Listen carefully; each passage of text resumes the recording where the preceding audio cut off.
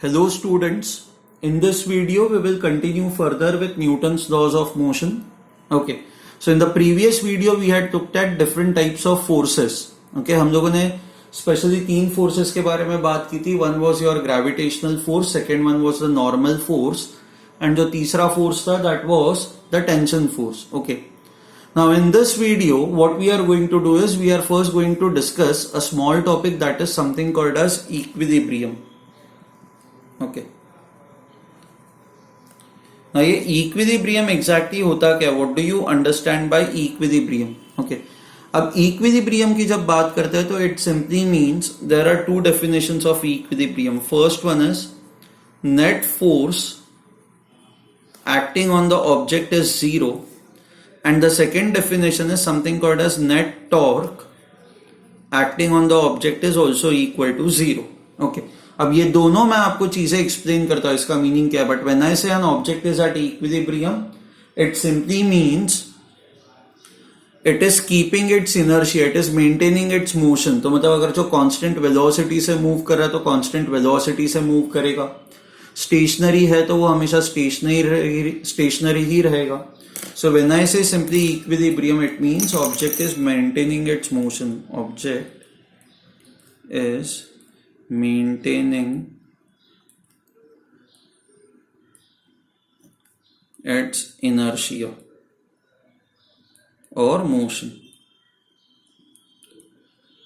ठीक है, एंड ये तभी पॉसिबल होता है when the net force acting on the object is zero and the net torque also acting on the object is equal to zero.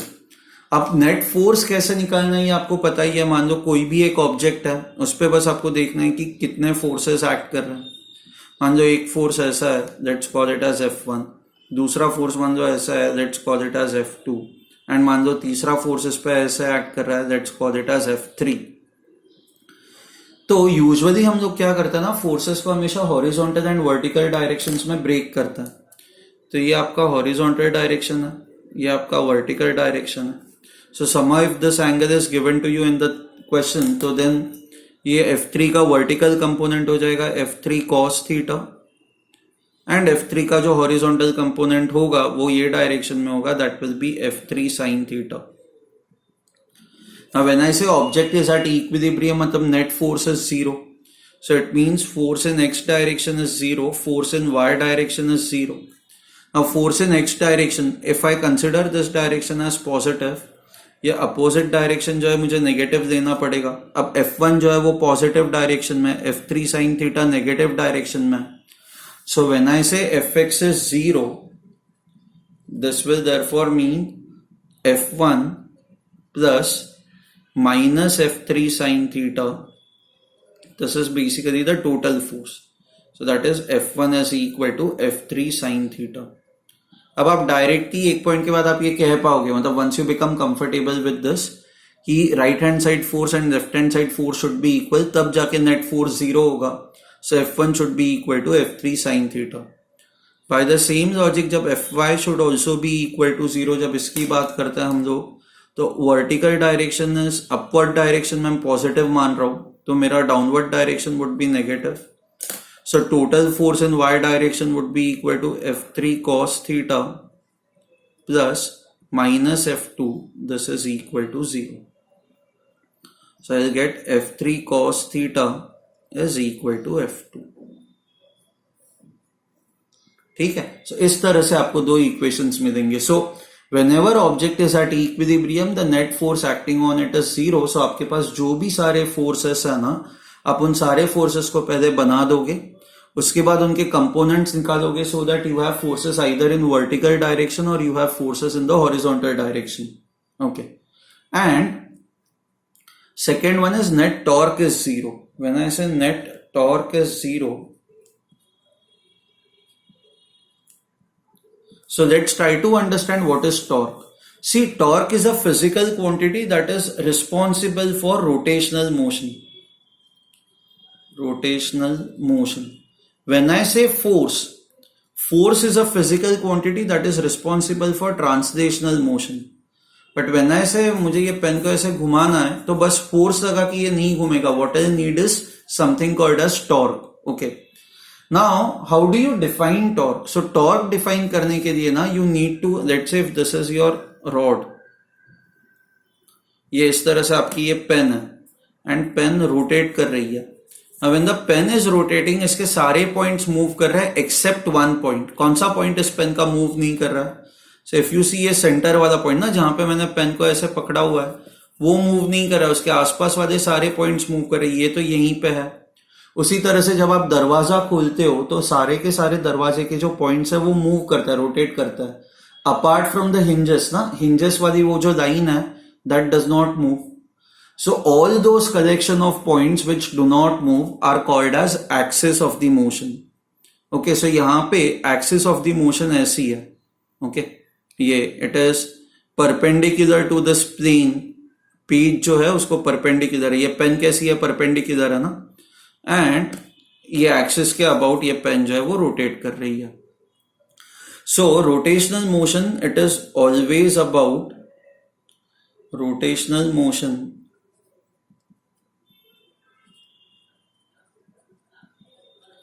is always about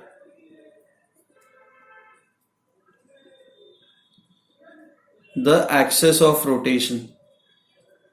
Axis of rotation.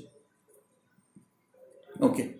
Now ये जो axis of rotation it is basically those points which do not move, जो rotate नहीं करते. उस point के about बाकी सारे points rotate करते हैं, उसको कहा जाता है axis of rotation. Okay. Now when I draw axis of rotation this way, तो ये पॉइंट तो आपका स्टेशनरी होगा. तो जब ये रॉड मूव करेगा तो इसका पोजिशन ऐसे कुछ होगा ना. ये अगर जो एक्सिस ऑफ रोटेशन है तो this point will always remain stationary. ठीक है. Now what is torque? Okay, so torque is defined as moment of force about the axis of rotation. Okay, now let me give you a very simple example. Let's say ये rod है. Okay, and इस rod को आपने ये centre पे fix कर दिया. You have fixed it at the centre. Okay, somehow ये यहां पे आपने मान लो ये इस पेन को सेंटर पे फिक्स कर दिया. अब अगर जो आप सेंटर पे ही फोर्स लगाओगे तो यू कैन सी दैट ये रोटेट नहीं कर रहा है, कोई रोटेशन नहीं दिख रहा है ना हमें. बट यही फोर्स अगर जो मैं साइड पे लगाता हूं तो what you can see is it is rotating. So I can say that if the force is passing through the axis of rotation, okay, when the force is passing through the axis of rotation, उस case में क्या होगा? उस case में no rotation takes place. when the force is passing through, मान लो ये मेरी axis of rotation है, ठीक है, एंड मैं यहां पे फोर्स लगा रहा हूं तो कुछ फर्क नहीं पड़ रहा है. ओके, बट यहां पे अगर जो मेरी एक्सिस ऑफ रोटेशन है, मतलब मैंने ये पॉइंट को फिक्स कर दिया, अब मैं फोर्स यहां पे लगा रहा हूं तो पेन रोटेट कर रही है ना. So I can say that when force passes through the axis of rotation, okay, object will not rotate. Object will not rotate. इसका मतलब there won't be any torque. So let me write this now. Okay. If the force, okay, or the line of force is passing through the axis of rotation,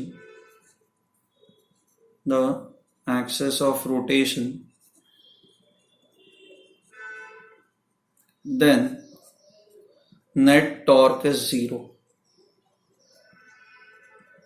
Then the net torque on the object is zero. You have to remember this. ठीक है. So if the force, so जैसे for example मान लो ये कैसा आपका object है, आपने object को यहां पे फिक्स कर दिया. Okay, so this becomes its axis of rotation. अब मान लो कि आप इस पे फोर्स यहां पे लगा रहे हो, ऐसे फोर्स लगा रहे हो.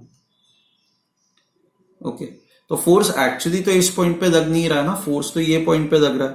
But if I just elongate this, and अगर जो ये line of force is passing through the axis of rotation, in this case net torque is zero. ठीक है. ओके, बट वही फोर्स अगर जो आप ऐसे लगाओगे तो F2, this is F1, torque due to F1 is 0.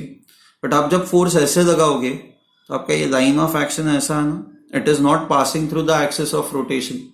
So in this case ये F2 का जो लाइन ऑफ एक्शन है, इट इज नॉट, या लाइन ऑफ एक्शन कहा जाता है, लाइन ऑफ फोर्स और line of action, it is not passing through the axis of rotation. So in this case I'll say that F2 will produce torque. Produce torque. Okay. Now how much is the value of the torque? Okay, produced by F2.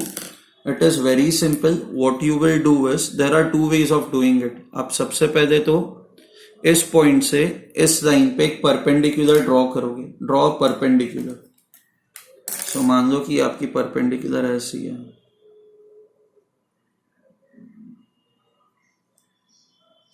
Okay, so let's call this as R perpendicular.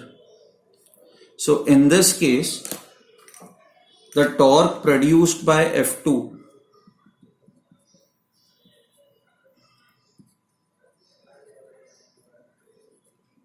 by F2 is simply equal to this perpendicular distance, that is R perpendicular, multiplied by the value of the force.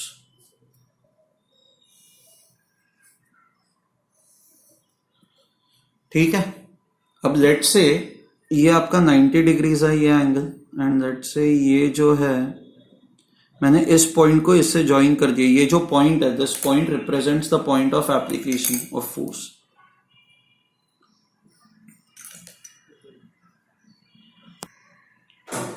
This represents the point of application of force. Okay. Now if this point represents the point of application of force, okay, तो हम लोग क्या करते हैं, axis से इस point को join करते हैं. ओके, नाउ एक्सिस से जब आप इस पॉइंट को ज्वाइन करते हो तो let's call this as R. Okay, now let's say ये this angle is theta over here. So ये एंगल थीटा किसके बीच में, ये फोर्स वाली लाइन जो है और ये R जो है, इनके बीच का ये angle theta. Now if you look at this right angle triangle, ये right angle triangle दिख रहा है. Now if I do R sin theta would be equal to R perpendicular, right? So I can write this as, therefore torque produced by F2 is R perpendicular, that is R sin theta into F2.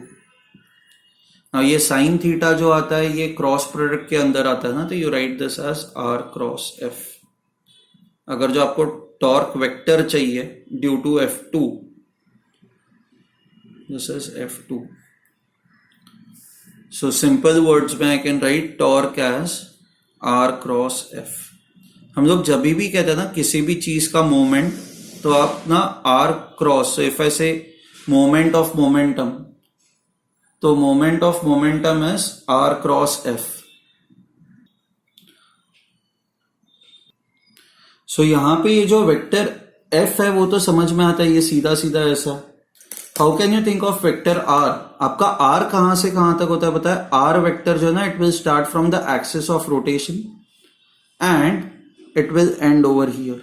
इस पे खत्म होगा जहां पे force लग रहा है. Okay, so let me just do it over here. Let's say you have an object which is this way. Okay, ये this point represents let's say axis. Okay, axis यहां से पास हो रही है एंड आप ये फोर्स ऐसे लगा रहे हैं, force F. Now what you have to do is, अगर जो आपको वेक्टर R फाइंड आउट करना है तो आप एक्सिस से इस फोर्स तक आप ये वेक्टर R निकालोगे एंड ये आपका वेक्टर F है. ओके, अब इन दोनों के बीच का एंगल क्या होगा? आइडियली एंगल निकालने के लिए आपको F को यहां पे रखना होगा ना. दो वेक्टर्स के बीच का एंगल निकालने के लिए आप क्या करते हो? आप दोनों के टेल्स को ज्वाइन करते हो. But if I just extend this line over here, okay, and ये लाइन को मैं यहां पे एक्सटेंड करता हूं, तो क्या होगा कि if this angle is theta, तो आपका जो टॉर्क होता है that is equal to R cross F. So that is R into F into sine theta. This will be the magnitude of the torque. ठीक है. Now R into F into sine theta. Fine. Now if this angle is theta, this will also be equal to theta, and this will be equal to 180 minus theta. Now I know that sine theta can also be written as R into F into sine 180 minus theta, क्योंकि sine 180 minus theta is also sine theta. Okay. So what you can simply do is you have different ways. Okay. आपको exactly ये angle ना पता हो तो भी ठीक है. आप क्या कर सकते हो, वेक्टर R एंड F को बस एलोंगेट कर दो. आप एलोंगेट कर दोगे तो आपको ये एंगल मिलेगा. You can take simply sine of this angle as well. अच्छा, ये 180 माइनस थीटा है तो ये अपने आप से ये थीटा हो जाएगा. You can just measure this angle, okay, and you can simply take sine of this angle. So आपको exactly R और F के ही बीच का एंगल निकालना ये जरूरी नहीं है, मतलब दो वेक्टर्स के बीच का. इस तरह से between these two lines you can use any angle and you will get the same value of sine, okay. But हाँ, जब आप टॉर्क निकाल रहे हो, वेक्टर निकाल रहे हो, तो it is R cross F. So आपका R वेक्टर एक्सिस से स्टार्ट होगा और पॉइंट ऑफ एप्लीकेशन पे खत्म होगा. F vector will be along the line of application of force. ठीक है, फाइन, ओके ओके. नाउ उसके बाद अब आपको सेंस ऑफ रोटेशन समझना है. अब मान लो कि आपने इसको यहां पे फिक्स कर दिया एंड आप यहां से इसको फोर्स लगा रहे हो. फोर्स लगा रहे हो तो ये ऐसे घूमेगा ना. जैसे फॉर एग्जाम्पल लेट्स से मैंने इस पॉइंट को यहां पे फिक्स कर दिया, तो दिस बिकम्स माय एक्सिस. अब मैं जब इसको रोटेट करता हूं तो when I am applying the force this way, तो on application of force क्या हो रहा है कि ये रोटेट हो रहा है ना. this is rotating and in this case it is rotating in anti-clockwise direction. Similarly अगर जो ये इसको मैं फिक्स कर देता हूं और मैं फोर्स यहां पे लगाता हूं तो now it is rotating in a clockwise direction. So while solving questions ना I'll suggest this, मतलब आप खुद ही इमेजिन करो कि ऐसे फोर्स लगाओगे. मान लो एक्सिस एक पॉइंट है जहां पे आपने ऑब्जेक्ट को फिक्स कर दिया एंड फिर आप जब फोर्स लगा रहे हो तो ये किस डायरेक्शन में घूमेगा. So you will have two types of rotations और two sense of rotations. One is clockwise and second one is anti clockwise. Okay, so in this case, okay, if you consider one of the rotations as positive, you have to consider the opposite torque as negative. Okay, so when I say net torque is total torque, and that for equilibrium your net torque should be equal to 0. ठीक है. So when will net torque be equal to 0? So I can say your clockwise torque should simply be equal to your anti-clockwise torque. Okay. So this is the condition for equilibrium. So for equilibrium there are two conditions. First one is net force should be 0 and second condition is net torque should be equal to 0. ठीक है. I hope this is absolutely clear to you. इसमें अब आपको कोई भी doubt नहीं है. Okay. So if I have to give you a simple example, मान लो ये ऐसी रॉड है. ठीक है, आपने ना इसको ऐसे एक सपोर्ट दिया हुआ है, एक दूसरा सपोर्ट यहां पे दिया हुआ है.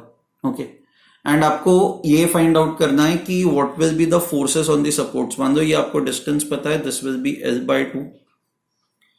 ये जो आपका डिस्टेंस है दैट इज L, एंड मान लो आपको ये डिस्टेंस दिया हुआ है यहां से यहां तक का, दैट इज L/4. ओके, हमें ये पता है कि इन दोनों सपोर्ट्स के वजह से क्या होगा कि ये कॉन्टैक्ट फोर्स आएगा ना. एंड कॉन्टैक्ट फोर्स, ये तो पॉइंट है बट ये रॉड का सरफेस ऐसा है, तो contact force is always perpendicular to surface. So let's say this is N1, this is N2. You have two contact, so you will have two forces at the same time. ये rod पे gravitational force नीचे के direction में लग रहा है, that is Mg. So if I say this rod is at equilibrium, तो पहले तो नेट फोर्स 0 होना चाहिए ना. Force should B 0. अब यहाँ पे जो भी फोर्सेस लग रहे हैं ये सारे वर्टिकल डायरेक्शन में ही लग रहा है. So if I consider my upward direction as positive, so I write N1 plus N2. Total upward force should be equal to total downward force. So this is equal to Mg. This is my equation 1. And the second equation is net torque should be 0. अब torque निकालने के लिए आपको access fix करनी पड़ेगी ना, जब तक आप एक्सेस फिक्स नहीं करोगे आप टॉर्क नहीं निकाल पाओगे ना। ऐसे क्वेश्चन में ना आप एक्सेस कहीं पे भी फिक्स कर दो। सी, जब ये इक्विलिब्रियम में होना चाहिए तो it means torque about any point should be equal to zero ना। अगर जो किसी भी पॉइंट के अबाउट टॉर्क जीरो नहीं है तो ये उस पॉइंट के अबाउट ये रॉड रोटेट करेगी। तो you can randomly choose any point, okay, and torque about that point has to be equal to zero.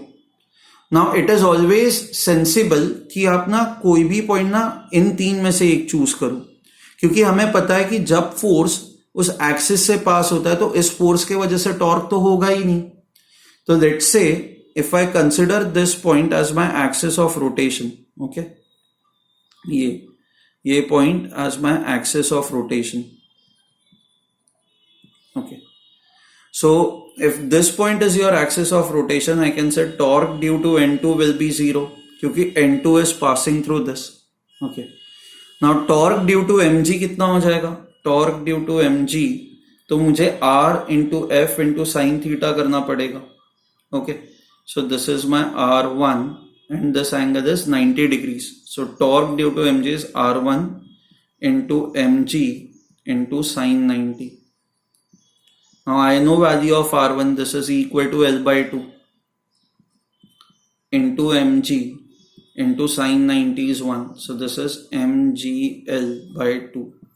अब आप खुद ही सोचो, आप रॉड को यहाँ पे फिक्स कर रहे हो एंड आप ऐसे फोर्स लगा रहे हो, नीचे की तरफ फोर्स लगा रहे हो, तो ये रॉड अगर जो ये सपोर्ट नहीं होता तो रॉड ऐसे घूमती ना, it would have rotated this way, right? So it would have rotated in a clockwise direction. So this torque is a clockwise torque. Similarly, N1 जो है ये एक्सिस से पास नहीं हो रहा है तो ये N1 भी एक्सिस के अबाउट टॉर्क प्रोड्यूस करेगा. So torque due to N1 is equal to, again आपको ये डिस्टेंस चाहिए, L by 2 plus L by 4 that is 3L by 4 into force that is N1 into the angle between the two vectors ना. ये vector r आपका ऐसा है and ये n1 ऐसा, ये एंगल 90 डिग्रीज है तो sin 90 is equal to 1. So this is 3l n1 by 4. Okay, अब आप खुद इमेजिन करो ये एक्सिस यहाँ पे हमने फिक्स कर दिया और आप ऐसे फोर्स लगा रहे हो, ऐसे फोर्स लगा रहे हो, तो ये खुद ही देखो, ये अगर जो आपने ऐसे फिक्स कर दिया और आप ऐसे फोर्स लगा रहे हो तो ये एंटी क्लॉकवाइज डायरेक्शन में घूमेगा ना. So this will be your anti-clockwise torque. Okay. Now for net torque to be zero हमने लिखा हुआ है clockwise torque and anti-clockwise torque should be equal. So I can write mgl by 2 is equal to 3l n1 by 4. So ये l और l cut हो जाएगा. Okay.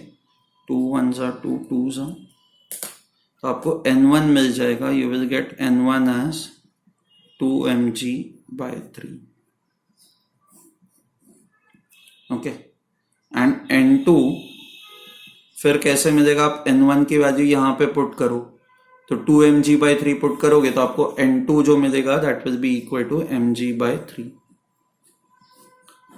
अब आप खुद ही देखो, ओके, आपका जो टॉर्क होता है this is r into F, correct? तो एक्सिस से अगर जो ये डिस्टेंस जितना ज्यादा होगा उतना आपका टॉर्क अपने आप से ज्यादा लगेगा.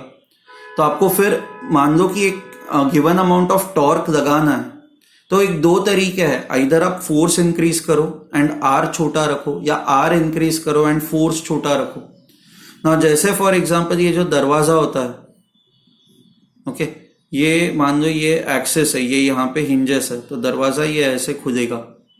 हम हैंडल हमेशा एंड पे लगाते हैं ना, एंड पे इसलिए लगाते हैं ताकि ये जो डिस्टेंस है ये मैक्सिमम हो, आर आपका मैक्सिमम होगा. तो फिर दरवाजों को खोलने के लिए आपकी आर की वैल्यू वैसे ही इनफ है तो आपको बहुत ज्यादा फोर्स की जरूरत नहीं पड़ेगी. बट वही आप दरवाजा ना, ये हैंडल जो है अगर जो आप बीच में लगाओगे तो क्या होगा? If you apply handle at the in between and आप यहाँ पे फोर्स लगाओगे तो आपका आर की वैल्यू कम हो जाएगी, ये R will be less.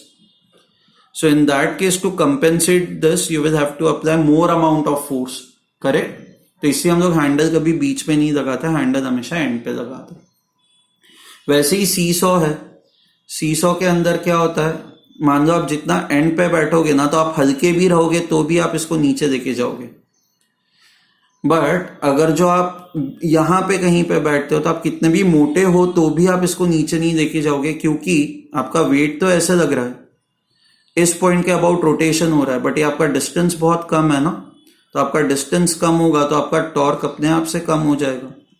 Okay, and rotation के लिए आपको टॉर्क चाहिए, तो सीसॉ जो होता है कौन ज्यादा टॉर्क लगाएगा उसके बेसिस पे ये सीसॉ चलता है।